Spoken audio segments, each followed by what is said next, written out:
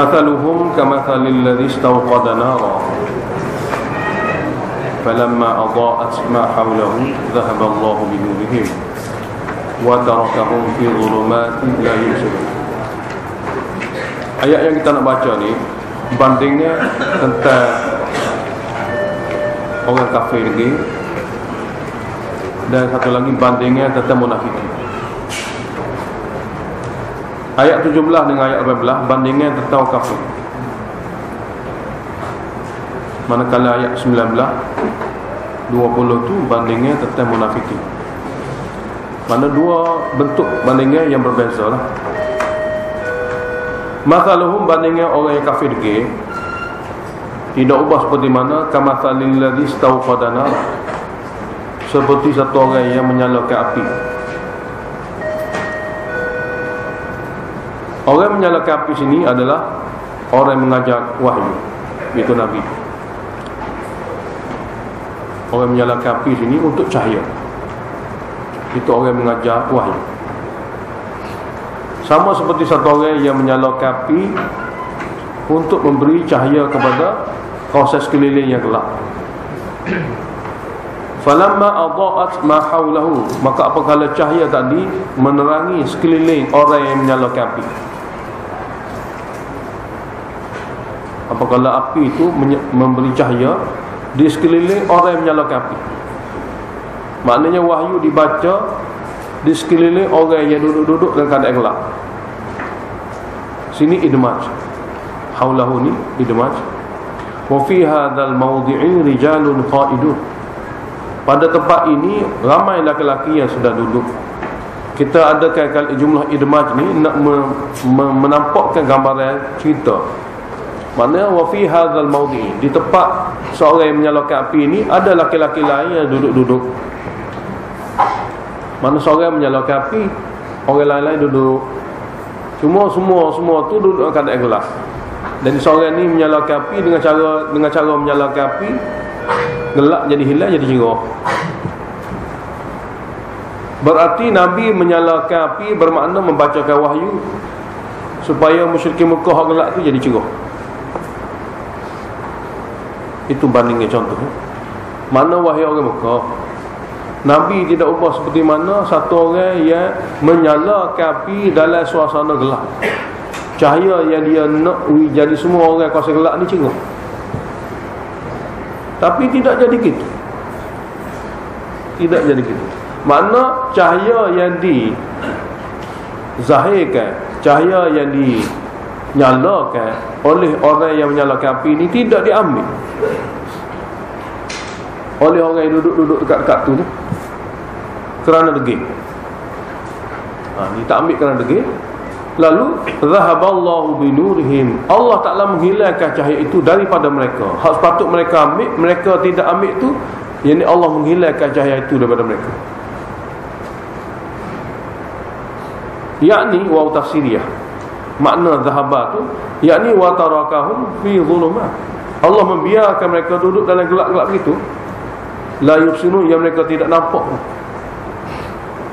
Sebab Allah tarik cahaya yang patut mereka dapat dengan cara Allah biarkan mereka dalam kegelapan yang mereka tidak nampak. Jadi kedegilan tadi yang menyebabkan tak boleh ambil cahaya daripada Nabi ni, apabila kedegilan sampai tahap 4 lah. Jadi kalau kita tak mengaji istilah, jadi payah nak faham. Kalau orang ngaji istilah ni mudah sangat faham. Maknanya Nabi mewujudkan suasana supaya ada cahaya. Jadi mana-mana orang gelap sini, marilah ambil cahaya.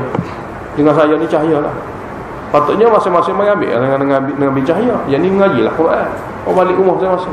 Ni dah Nabi seorang yang menyalakan lampu, baca wahyu sekeliling Nabi tu cerah belaka. Tapi orang duduk tengok ni, tengok saja begitu. Dah ambil bercahaya, Allah hilangkan cahaya hingga mereka tak boleh nampak. Itu kedegilan orang yang sepatut ambil cahaya untuk guna masa gelap. Sini muqaddar hum summun, mereka itu adalah orang yang pekak kebenaran, bukum bisu kebenaran, umyum buta kebenaran. Fahum la yarji'un, maka mereka tidak boleh meninggalkan kufur dan syirik yang gelap itu kepada iman dan tauhid yang cerah. Tidak boleh kembali daripada meninggalkan kufur dan syirik yang gelap itu kepada tauhid Dan akhirat yang cerah ini yang ada pada Nabi melalui Quran. Ini contoh golongan yang pertama lah, innal ladzina kafaru. Hak ni pula contoh minan nas, munafiki. Jadi orang munafiknya macam ni pula. Au kasayibin. Asalnya au kawi sayibin, dawi sayibin. Atau contoh seperti mana awal yang menakung hujan, menakung air hujan. Awal sayib ni awal yang menakung air hujan, ada air hujan dalam dia daripada langit sana, daripada langit sana. Jadi apabila awal yang akan menurunkan hujan ni, pada suasana tu dia ada 3 perkara lah. Kalau air hujan, kalau nak turun banyak, biasa-biasa ada 3 perkara. Pertama, zulumat tu suasana duduk dia gelap. Dia tidak macam cahaya ada, macam cahaya matahari ada, tidaklah. Kalau agak-agak air hujan yang dibendung oleh awan tu nak turun banyak, dia akan ada 3 perkara.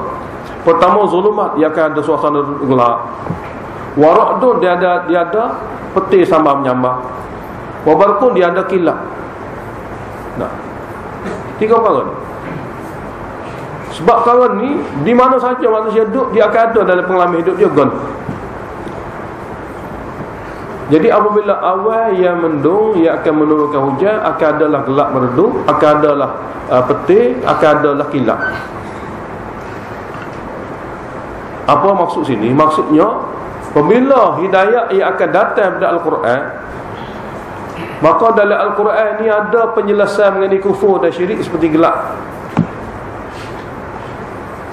Quran akan beritahu pada dia bahayanya kufur dan syirik, neraka tu seperti peti. Dan Quran akan beritahu nikmat tauhid ini seperti kilat. Dalil-dalil ni semua tu macam kilat. Ancaman-ancaman macam peti berlaku. Dan penjelasan-penjelasan bahayanya kufur dan syirik itu seperti gelap. Dalam awal yang ada air hujan. Jadi awal air hujan ini seumpama Quran.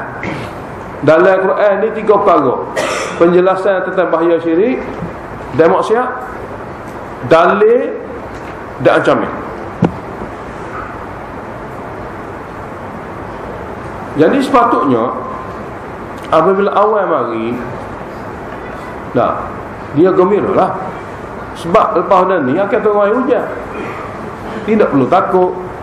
Sebab kaedah dia begitu. Kaedah bila awal mari, orang air hujan kat, dia akan ada gelap redup. Jadi tunggulah air hujan tu untuk dapat air. Tapi mereka tidak. Jadi Allah Ta'ala ambil satu sudut, tidak ingin ambil faedah pada Al-Quran ini. Yaj'aluna asabi'ahum fi adhanihim. Mereka memasukkan jari jemari mereka dalam lubang telinga mereka. Minas sawa'iqi, takut daripada bunyi petir. Takut bunyi petir. Jadi mereka tutup lubang telinga mereka, tak mahu dengar ancaman-ancaman azab. Hadzal maut, takut mati. Mati sini ialah bertukar daripada syirik kepada Islam. Bagi mereka kalau jadi tauhid tinggal dengar syirik seperti mati dah. Jadi seolah-olahnya ancaman-ancaman yang ada dalam Al-Quran, ia suruh mereka dengar sungguh-sungguh, lepas tu tinggal dengan sebab ancaman itu, tinggal dan ikut cahaya. Mereka tidak ingin mendengar. Seperti mana seorang itu menutup dengan jari jemari mereka lalu lubang telinga. Tak usah dengar ancaman-ancaman, nak buat juga. Lepas tu tujuannya supaya apabila dengar ancaman ini rasa takut. Apabila rasa takut, maka terima cahaya. Dia tidak ingin dengar pun Al-Quran. Sebab bagi dia kalau dengar tu akan bertukar agama daripada syirik kepada tauhid, daripada bid'ah kepada sunnah. Maka bertukarnya akidah dan bertukarnya cara hidup itu hadzal maut, seperti mana mati bagi mereka. Takut sangat kepada tauhid, takut sangat kepada sunnah ni seperti mati kalau ikut waktu tu, salahnya gitu. Jadi Allah bandingkan bertukar akidah seperti maut bagi mereka. Ini bandingnya. Walaupun mereka tutup lubang telinga, tapi tak terlepas juga dengan apa yang Allah Ta'ala nak takdirkan kepada mereka. Sebab tu Allah Ta'ala kata wallahu muhitum bil kafirin. Allah Ta'ala itu ilmunya meliputi kepada seluruh orang kafir yang nak dia azabkan. Dia tutup lubang telinga dia dengan apa cara sekalipun. Apabila dia tak boleh menerima apa yang Allah Ta'ala nak suruh terima, maka ilmu Allah Ta'ala meliputi segala-gala kehidupan dia, dan mereka tidak boleh lepas. Contoh pertama. Contoh kedua, munafikin, dia dengar ayat Quran ni dalam majlis-majlis Nabi, dan kadang-kadang dia rasa memang rojik. Dia tak lagi dah Quran ni tak degil macam mana pun minta duduk dalam majlis ni.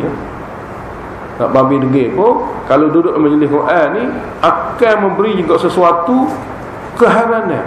Memang betul sungguh dia kata. Tapi lepas dah ni tak pakai lah. Masa mengaji tu betul sungguh mengherankan dia betapa tepatnya apa yang Allah Ta'ala nak sampai kepada hamba dia. Hak ni boleh, hak ni tak boleh, contoh ni semua sekali ni dalam majlis ni memang segala hujah-hujah Quran ni memang tepat, mengherankan mereka yang degil. Allah Ta'ala adakan satu tamsilat yang kedua, iaitu ayat 20, yakadul baraku yakhtafu absarahum, hampir-hampir kilat itu menyambar pandangan mata mereka. Yakhtafu ni menyambar, kilat tadi menyilau mata mereka. Allah mari cahaya kilat tu. Nah, jadi mama mata. Seperti itulah hujah-hujah yang mereka dengar daripada Al-Quran mengherankan akal mereka. Kilat ni macam hujah lah. Lepas tu menyambar mata ni mengherankan akal. Itu cara Allah Ta'ala bandingkan orang munafik dengan wahyu Tuhan. Jadi yakadul barqu yakhtafu absarahum, hampir-hampir kilat itu menyambar pandangan mata mereka. Jadi hampir-hampir hujah-hujah yang ada Al-Quran apabila didengari oleh mereka dalam majlis Nabi mengherankan akal mereka kerana tepat, kerana betul sungguh. Tapi tidak sepakat tu kerana degil dia, bukan kerana hujah tidak betul, kerana dia tu babi degil tak terima. Kullama adha'a lahu masyahu, setiap kali cahaya kilat mempernampakkan kepada mereka jalan, masyahu fihi, mereka berjalan cepat-cepat pada kilat itu, bermakna setiap kali ada keuntungan dunia dalam ikut agama Islam, dia ikut lah. Maksud dia gitu pula.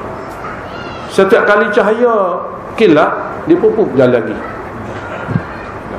Wa idza adlama alaihi, apabila kilat tidak ada dan gelap berlaku, kaum mereka tetap duduk situ juga. Ini apabila mujahadah-mujahadah yang berlaku dalam ajaran Islam ni, susah payah yang berlaku dalam ajaran Islam, daripada ajaran-ajaran Islam ni, kaum mereka duduk dengan tidak ikut. Hak payah-payah ni bukti. Hak nampak untung dunia tu ikut. Ini munafikin dalam Islam.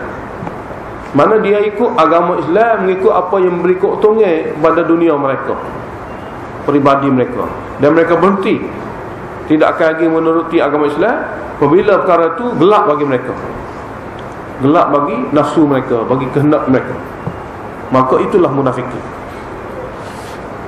Allah Ta'ala beritahu, Allah berkuasa nak menghantar mereka ke neraka terus dengan tidak bagi umur panjang. Allah kuasa. Allah berkuasa juga dengan tidak beri apa-apa kebolehan kepada akal mereka. Tidak beri otak jadi gila, tidak beri mata tak boleh tengok, tidak beri telinga tak boleh dengar. Allah berkuasa. Tapi Allah Ta'ala bagi segala-gala kebolehan seperti orang lain juga sebagai ujian. Takut-takut akhirat esok dia kata kita nak jadi Islam macam mana? Allah tak beri mata kita, Allah tak beri telinga kita, apa Allah jadikan kita gila. Jadi Allah bagikan kepada mereka segala-gala sama seperti mana Allah bagi kepada orang beriman lain.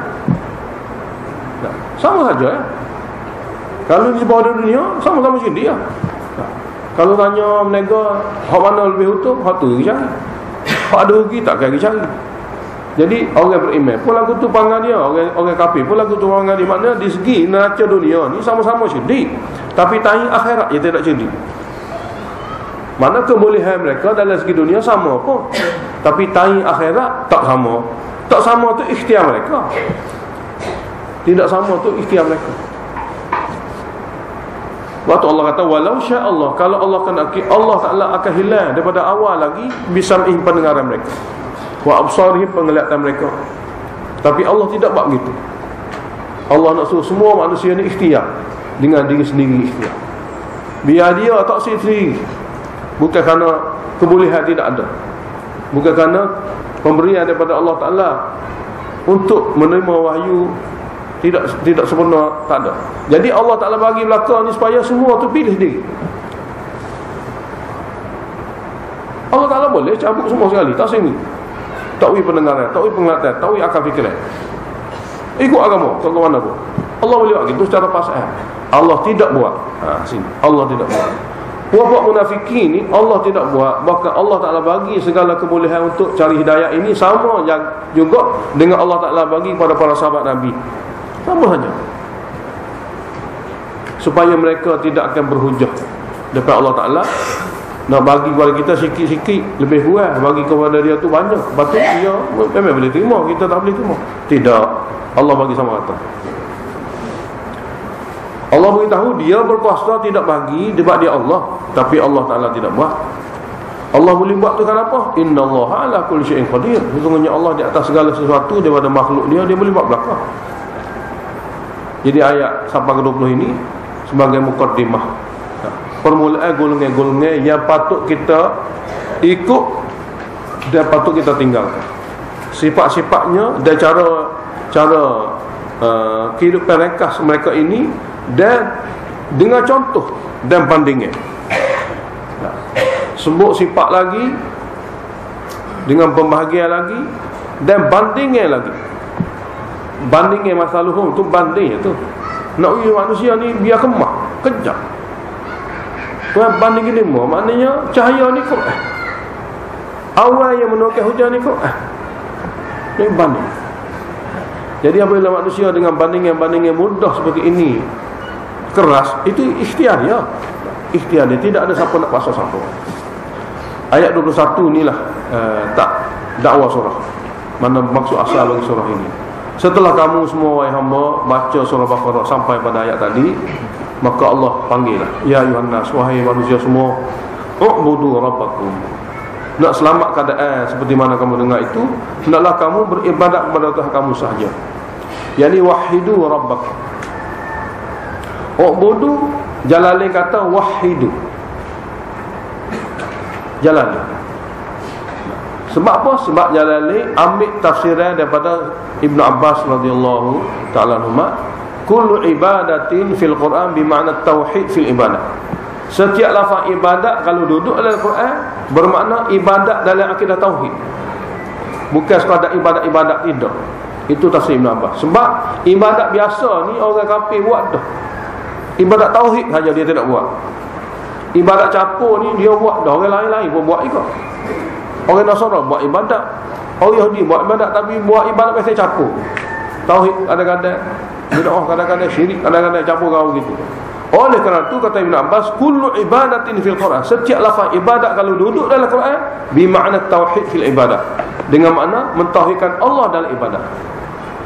Oleh kerana sini Jalalain terjemah wahidu rabbakum, hendaklah kamu semua mentauhidkan Allah dalam ibadat kamu. Takkidnya ayat hujung sekali, fala taj'alu lillahi andada, maka janganlah kamu jadikan bagi Allah ada sekutu-sekutu lain yang kamu buat juga untuk melakukan ibadat, tidak Allah saja. Ini mentakkidkan mana tauhid dalam ibadat. Allah Ta'ala rabbakum, Rabb kamu yang mencipta melihara kamu, yang jasanya mula-mula sekali khalaqakum, alladhi khalaqakum, yang telah menciptakan kamu daripada tidak ada kepada ada. Dan walladzina min qablikum, dan orang-orang sebelum kamu, yakni ayah dan ibu kamu. Mudah-mudahan la'allakum tattaqun, mudah-mudahan kamu beribadat dengan akidah tauhid ini, kamu mendapat sifat takwa. Kemudian diberitahu sifat Allah lagi, alladzi ja'ala lakumul arda firasyan, Allah yang telah menyediakan untuk kamu bumi ini firasyan sebagai hamparan, dan dia telah menciptakan was-samaa'a binaan, satu binaan yang sangat kukuh, walaupun dia tu di atas tapi tidak ada seputar tiang. Wa anzala minas samai ma'a, dan dia telah menurunkan daripada langit sana air hujan. Fa akhraja bihi, lalu dia keluarkan dengan air hujan dia itu minas thamarat, daripada buah-buahan, tanam-tanaman, rizqan lakum, rezeki untuk kamu. Jadi semua ni daripada Allah Ta'ala. Maka apabila Allah Ta'ala arahkan kamu ibadat pada dia saja, maka buatlah. ibadat pada dia saja. Fala taj'alu lillahi andada, maka janganlah kamu menjadikan pula bagi Allah Taala itu andada, ibadat-ibadat lain. Anda ni pujian-pujian lain. Wa antum ta'lamun, sedangkan kamu tahu pun Allah Taala tidak miliki wakil. Sedangkan kamu tahu pun segala-gala kejadian ini daripada Allah yang Maha Esa.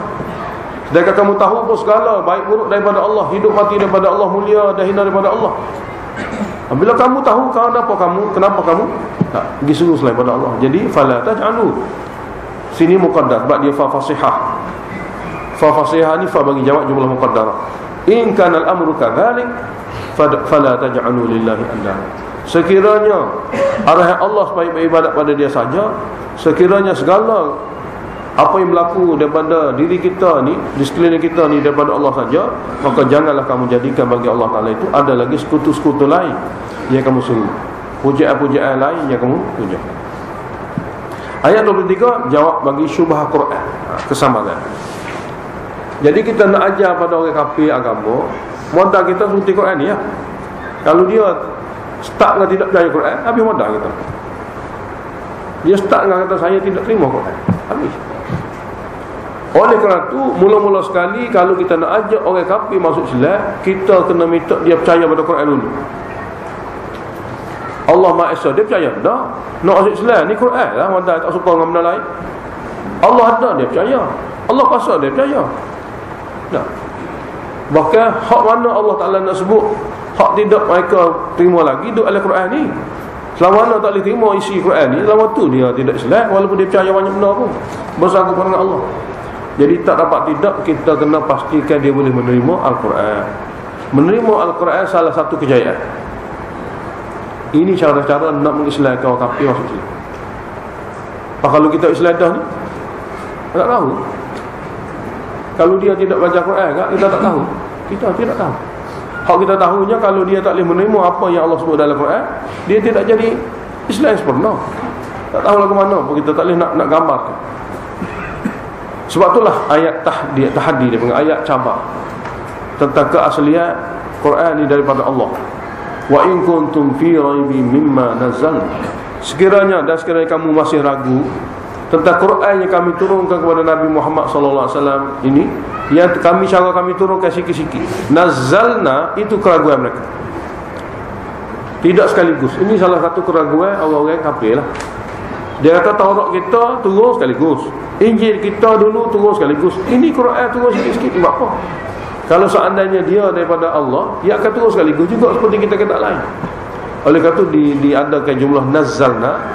Tujuannya salah satu keraguan, bukan semua, salah satu keraguan mereka yang ada kitab kerana Quran turun sikit-sikit. Kalau lafaz anzala atau wazan if'al itu sekaligus. Kalau nazzala atau wazan taf'il turun sikit-sikit. Tak khasah dari segi saraf. Jadi Allah Ta'ala beritahu, sekiranya kamu masih ragu-ragu tentang Quran yang Allah turunkan sikit-sikit kepada hamba-Nya Muhammad, yani ala abdina, kepada hamba kami Muhammad, dan dengan sebab tu kamu tidak percaya ia daripada Allah, iaitu beritahu kepada dia faktu bi surah, kamu semua bawa mari surah lain. Nah, kalau kamu kata bukan daripada Allah, kamu bawa mari surah lain mim mithlihi, serupa Quran. Kalau sekiranya manusia boleh buat seperti Quran ni, buat lagi surah lain, buat lagi ya. Kamu kena buat, tunjuk pada kami, ni Quran lagu ni saya pun boleh buat, bukan daripada Allah, buat lagi. Sebab saya kata ini daripada Allah, sebab kami pun tidak boleh buat. Apa salah ke kamu? Dia daripada Allah, kami hanya mengaji saja dia, kami terima saja dia, kami tak boleh buat. Sekiranya kamu kata bukan daripada Allah, mana boleh buat? Apabila buat sendiri. Lagu tu lah kita nak kacak dengan dia. Kita tidak boleh lebih pada hak Allah aja. Faktu bi surah, kamu semua bawa satu surah lain, hak manusia boleh buat serupa Quran. Beranggaplah kata apa salahnya? Apa hebatnya Quran? Sebab kami pun boleh buat. Kami duk kata Quran ni kalamullah kerana kami tak boleh buat. Kami tak mampu buat. Ini daripada Allah.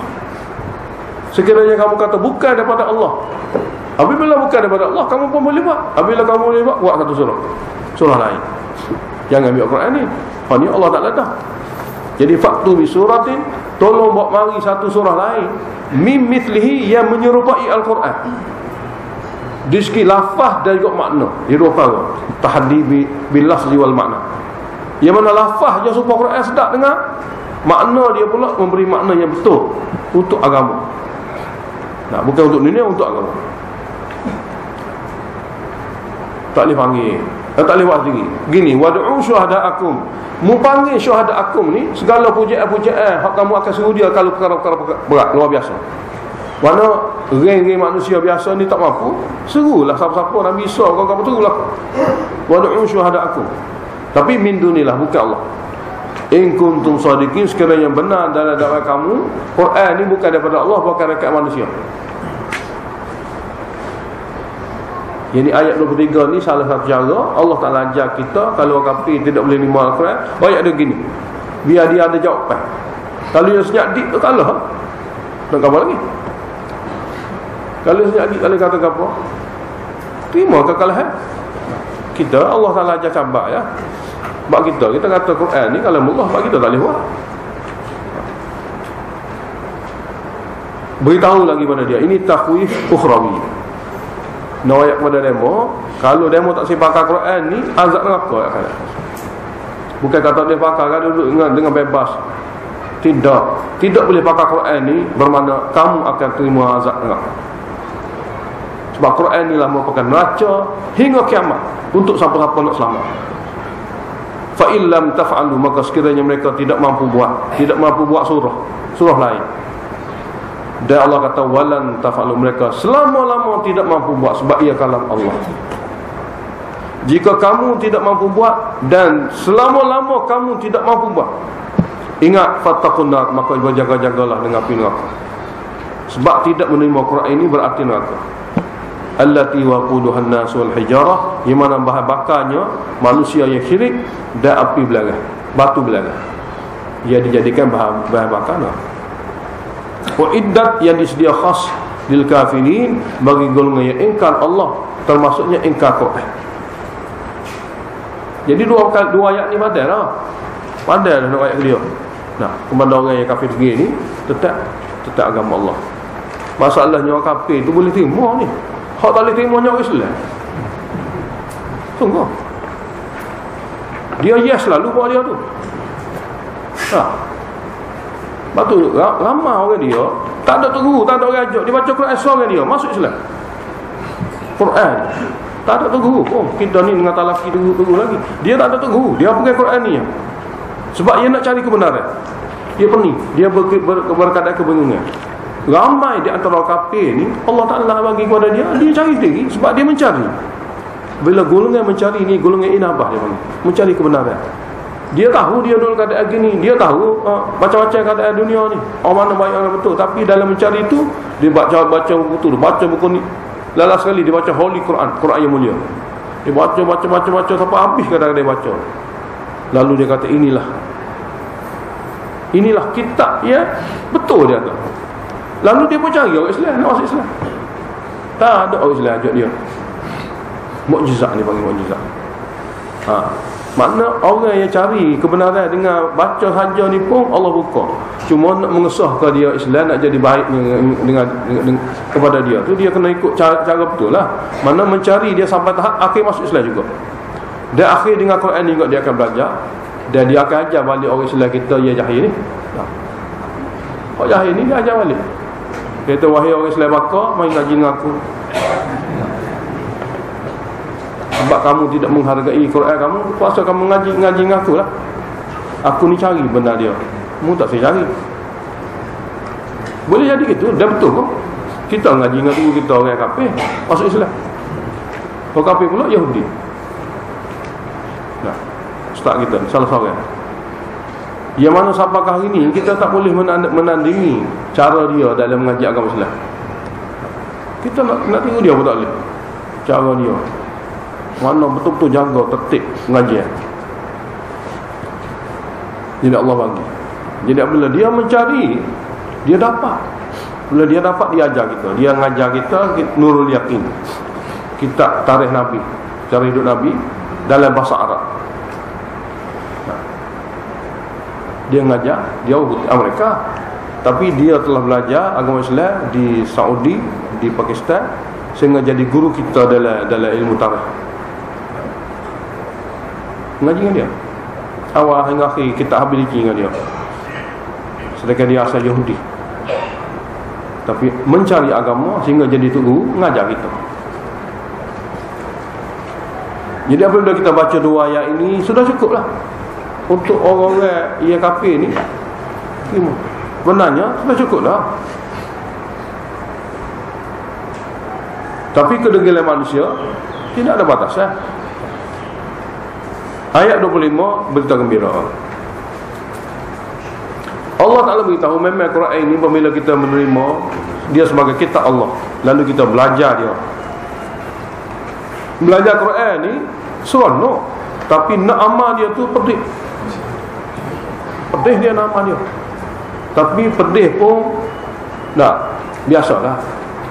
Cara-cara yang Allah Ta'ala beritahu kepada kita ni pedih untuk sesuatu ketika. Sebenarnya dalam kepedihan itu keseronokan. Macam puasa ni lapar tapi sedap benar. Semua betul-betul yang kita katakan mujahadah ni nisbah pada nafsu ya, mujahadah. Apabila kita telah dapat menawar dan melemahkan nafsu, maka setiap ibadat ini adalah kemanisan. Jadi pedih permulaan, sebenarnya ada kemanisan di sebalik pedih. Semayang bagi kita beban, sebab kita tidak ada kemanisan, kita ada kepahitan. Nabi SAW kata, penghibur hatiku semayang. Sebab bagi dia benda yang manis. Jadi nak sampai daripada pahit kepada manis itu suatu perjuangan. Itu Islam. Walaupun begitu Allah Ta'ala beritahu, tidak pun dengan menghayati agama Islam yang pada permulaannya ada kepahitan, sebenarnya ada kemanisan, Allah Ta'ala beritahu apabila mati dia akan dapat syurga. Jadi wabashiril ladina amanu, berilah berita gembira kepada orang yang beriman. Di antaranya dia boleh menerima ajaran Islam daripada Al-Quran. Wa amilus solihat, dan dapat melakukan amal soleh walaupun berat, walaupun sukar dan susah. Mati saja dia, annalahum jannat, bahawa bagi mereka akan diberi kebun-kebun surga. Tajri min tahtil anhar, mengalir di bawah istananya, di bawah pokok-pokoknya anak-anak sungai. Min tahtihani min tahti asjariha wa qusuriha. Jalani kata, daripada pokok-pokoknya anak sungai. Alik kanan mana kiri kanan tepi-tepi sungai tu pokok yang bertaut satu sama lain. Sungai duduk bawah. Itu gambaran dalam kasih lah. Nah, redup molek, comel. Dia tidak ada matahari. Dan di antara istana-istana dia pun ada pokok, ada sungai. Itu tepat ahli syurga akan duduk. Kebun-kebun yang ada pokok, yang ada sungai. Betapa indahnya suasana tepat itu. Lepas tu makan minum dia, kullama ruziqu minha min thamarah. Setiap kali ahli syurga diberi rezeki daripada jenis buah-buahan sebagai rezeki makanan mereka. Makan pun bukan kerana lapar, minum bukan kerana dahaga. Sebab lapar dahaga ni sebab neraka, tak ada dalam syurganya. Makan minum kerana berseronok saja. Setiap kali diberi pada mereka buah-buahan, mana jadi antara makanannya buah-buahan, sebagai rezeki untuk menyeronokkan mereka. Qalu, mereka ahli syurga berkata, hadzal ladzi ruziqna min qablu. Ini rezeki yang telah diberi kepada kita sebelum ini pun. Dua terjemahan. Ini rezeki, ini buah diberi kepada kita hak sebelum ni buah ada dah. Nah, maknanya kalau dalam dunia ni mudah faham. Ni buah durian ni lalu dulu makan dah ni. Mana gitu. Ini buah apa ni dunia dulu kita makan dah. Tapi bila dia makan, rasa lain, lazat lebih pada apa yang dia pernah rasa semasa dulu. Terjemah pertama.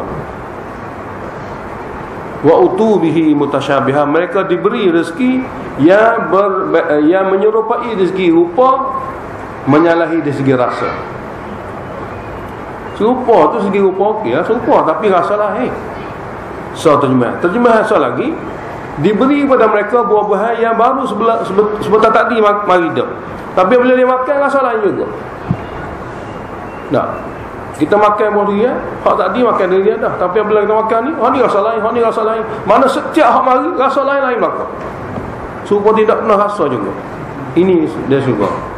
Dan ini terjemahan yang paling dekat kepada makna. Maknanya tak ada rasa puas. Sebab apa? Makan rasa lain-lain. Tak, bulu macam hormatan lah. Tak. Habis makan, rasa lain. Makan rasa lain. Memang keseronokan tidak habis-habis. Walaupun rupa tu sama, mutasyabiah ni walaupun rupa tu sama tapi rasa berlainan. Maka buah-buah tadi sentiasa memberi kenikmatan dan keseronokan. Semoga Allah Taala pilih kita semua. Walahum fiha azwaj. Tapi kalau boleh makan, kalau ada bangunan, kalau ada segala-gala, tapi kalau tidak ada pasangan hidup, tidak kekal. Wa fiha azwaj. Walahum fiha azwaj, bagi mereka di dalam syurga nanti pasangan-pasangan hidup. Mutahharatun, dia suci bersih. Suci bersih ni bersih di segi semua badan dia. Hak jenis kotor memang tak ada. Dan suci bersih daripada perangai dia. Kadang-kadang suci bersih tubuh badan, perangai dia tidak suci bersih. Sebab tu berlaku penceraian. Nah, maknanya tubuh badan dia jaga okey semua sekali. Tapi masa kita keluar dari rumah kita, dia pun masuk dengan lelaki-lelaki lain. Perangai tidak suci bersih, tidak duduk lama juga dengan kita. Laki-laki baik, perempuan baik. Ni mutahharah ni suci bersih jasmani, rohani. Baik di segi tubuh badannya, baik di segi perangai dengan akhlak budi pekertinya. Wa hum fiha khalidun, maka berada di syurga buat selama-lamanya. Semoga Allah Taala pilih kita. Alhamdulillahirabbil alamin. Allahumma shalli wa sallim ala Muhammad. اللهم وفقنا لما تحب وترضى واجعل آخرتنا خيرا من الأولى رضينا بالله ربا وبالإسلام دينا وبمحمد نبيا ورسولا